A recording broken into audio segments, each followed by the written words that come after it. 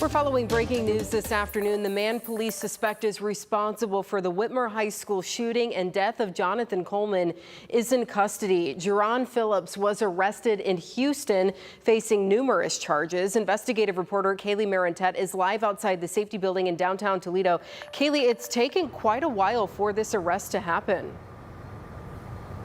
Amanda, it's been a 9-month wait for justice, not only for the family of Jonathan Coleman, but the Whitmer High School community. This is a picture of Jaron Phillips. Like you said, he was arrested in Houston, Texas. That happened Monday. He was arrested for warrants not related to these crimes. Phillips is accused of shooting into a car October 6th of last year. Jonathan Coleman was inside that car.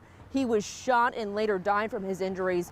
Phillips is charged with aggravated murder in his death. He's also facing 2 attempted murder charges because police say he shot the 2 women inside that car that were with Coleman.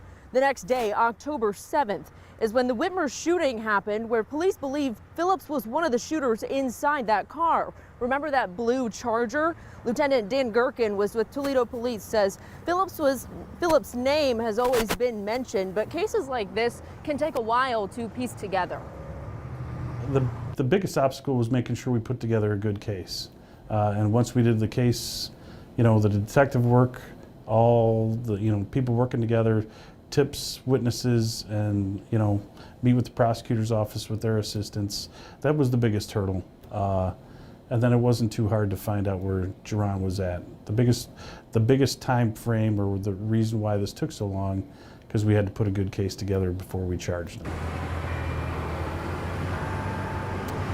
Phillips is facing 3 felonious assault charges stemming from those 3 people that were injured at the Whitmer High School shooting. Lieutenant Gherkin says just because Phillips is in custody doesn't mean that these investigations are over. He says there will be more arrests coming since he wasn't the only person in the car in both of these cases. Phillips is awaiting to be extradited back to Toledo, where Lieutenant Gherkin says he could be facing more charges. Reporting live in downtown Toledo, Kaylee Marentet, WTOL 11.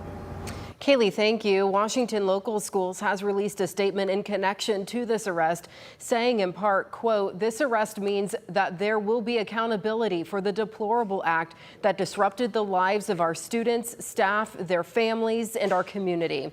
The statement goes on to say they are thankful for the school resource officers who helped in the case and provided support and security to students and staff. We'll hear more from Washington Local Schools later today.